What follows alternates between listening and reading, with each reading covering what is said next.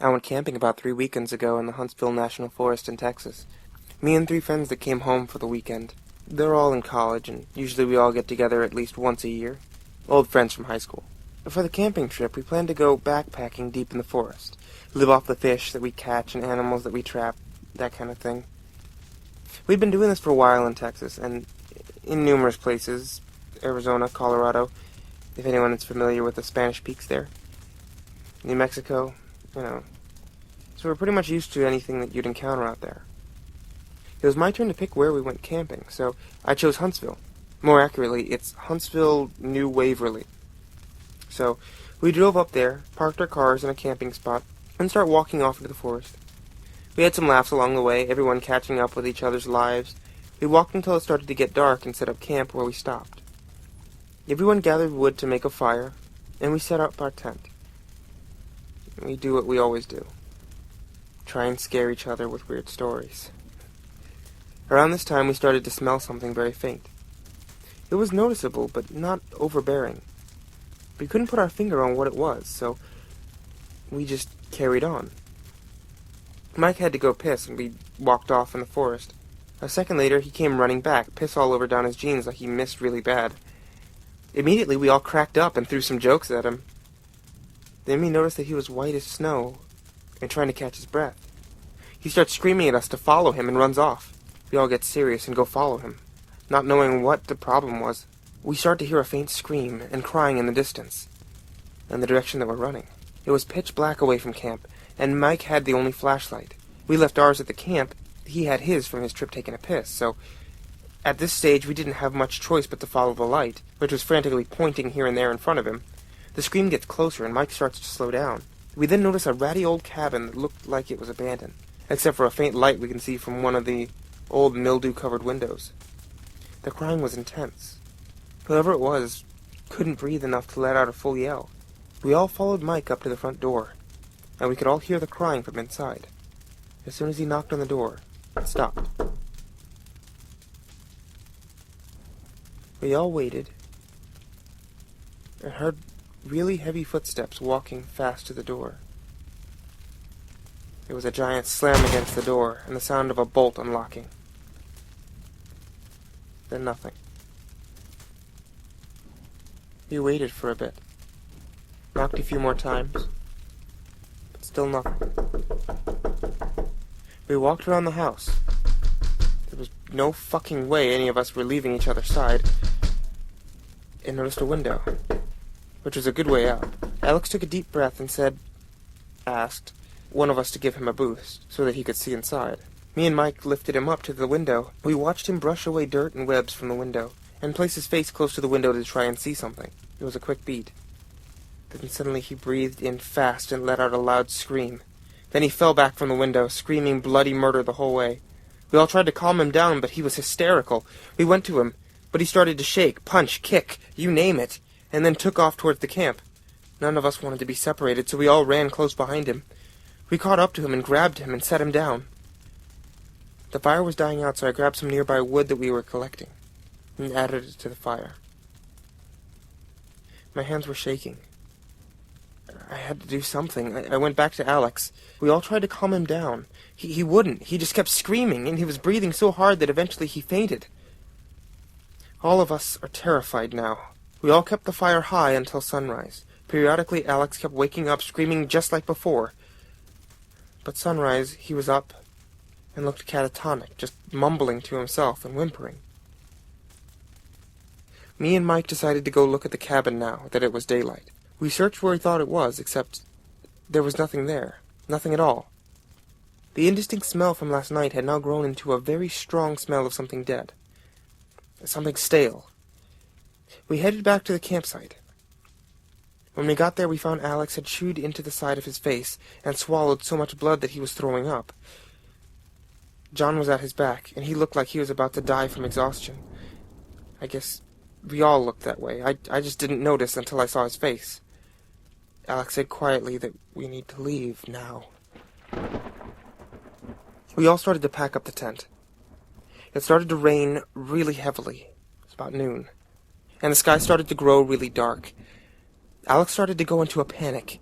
He went and grabbed a big stick and yelled at us to leave it, and leave now or he'd knock us out and drag us out of here himself. Mike started to yell at him and they started to fight. We broke it up and finished packing and then started to make our way back. After a little while, we arrived at the creek that we had to cross the previous day. Only it was flooded over, and the water was moving too fast for us to cross. Alex started to scream again, yelling at Mike for taking his time packing up the tent when we could have gotten out of here. This went on for a while until we finally convinced Alex to calm down and tell us what happened. He said as soon as he put his face to the glass, a face on the other side did the same thing, and started to smile, really big. It had dark eyes, and a dark mouth, which was much bigger than Alex's. As the smile got as large as it could, a giant shadow behind it swung something down and sliced its face off. The face was stuck to the window. And he said it started to laugh quietly as it slid down. Mike, still pissed off, and though he wouldn't admit it, beginning to get really freaked out, started to argue with him again. We eventually started to follow the creek for a way to cross. We then started to see toys floating in the creek. Really old toys, old Barbie dolls and baby dolls. These weren't like any old trash floating in the creek, though. This was a lot of Barbies, a lot of baby dolls. One washed towards the side and Mike picked it up. It had some kind of voice chip that was dying. It started to say some gargled words that we couldn't understand, followed by its sad excuse for laughter. Then it sounded like it was whispering. We thought the batteries must be dying, and he threw it down. We kept going and the sun was setting. Alex was freaking out more now, and was whimpering and breathing heavily. We all started to see shadows move just beyond the trees, something we all called BS, until we all were seeing it. It was barely light out now, and we stop when we see the cabin right in front of us. None of us knows what to think. Mike says, "This is bull, I'm going in there." Alex tries to stop him. We all do. All of us just wanted to go home. Mike says to all of us to fuck off and do our own thing. He doesn't care anymore. This is all bull. We start to hear hundreds of the same sort of baby doll as before, laughing, whispering, trying to sing. We start to move forward past the cabin, all of us, and keep pushing forward. We smelled something dead in the air, something stale. The same something as before. We started to hear something crying, something screaming. We kept on going. We eventually crossed the creek and left the woods. We get back to our vehicle and get in. It's pitch black. We drive. We're about to get on the 45 to Houston, but the road is under construction. Can't be accessed. It points to a detour. As we head towards the detour, it seems to be small, a bumpy dirt road going into the woods. We then see a young girl come up to us. She looks like she was in trouble, young, pretty. She approaches the passenger side door. She looks like she's really drugged up or beaten up. Alex doesn't roll down the window, nor does he open the door. She reaches for the handle and he immediately locks it. She puts her face on the window and starts to smile really big. We floor it. Alex starts to cry and scream, and we're all breathing heavily. We finally cut onto the street and takes us to the 45, and we take it the whole way. When we get back to my apartment, everyone doesn't know what to say. We all break apart and go to our separate ways. Mike messages me later and says that he's going to go back. I try to convince him not to, and all he does is say that it was our own minds, that it was screwing with us. I think he just wants to prove to himself that he wasn't scared. I can smell that stench everywhere now. I don't go out anymore. I just stay in and don't answer the phone. Last week, everyone I met was acting really strange, people that I knew for a long time, and total strangers. My own dad. When I went to his place to eat supper with him, he just watched me. Strangely, when I was sitting down. He didn't say a word the whole time. I kept asking him what's wrong. He just slowly shook his head. When I was leaving to go home, I turned to wave, and he had black eyes, and an open mouth like he was in pain. When I started to walk back, he shut the door and bolted it. I stayed there knocking and knocking. Nothing. I called him, and his phone was disconnected. I even called the police. Halfway through the questions they were asking me, the connection started to fade to static. I could hear a faint mumbling, singing, and laughing.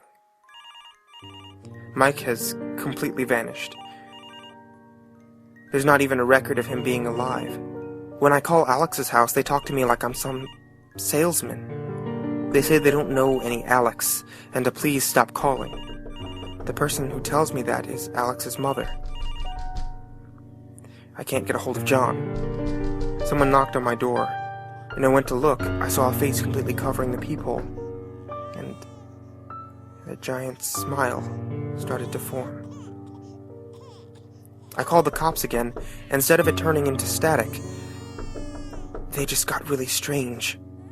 Sir, are you affected by any drugs at the moment? No. Are you coming home anytime soon? Excuse me? Come home. And the phone call ended. My mail slot swings every now and then. Someone is sliding pieces of baby dolls through it. I try to call people now, and all I can hear is static and bad baby doll noises, and this crying and screaming. And my TV is busted, but when I go to piss, I can hear it on. I might be going insane. Whoever lives above me started to scream in pain and cry deeply recently. I hear giant footsteps from their apartment. I hear bangs and something falling to the ground. From the neighbors to the right of my apartment, I hear what sounds like a baby that never gets tended to. And then it sounds like a baby doll whose batteries are dying. My phone has been ringing now, and it's Alex telling me things in a language that I have never heard before, nor could even manage to repeat. I kept getting emails of pictures of black and small colorations. Now I can't even access my emails. Someone knocks on the door, then slams against it. I hear the bolts unlocking one by one, and I run to make sure to lock all of them back. And then I sit down, and I begin to cry.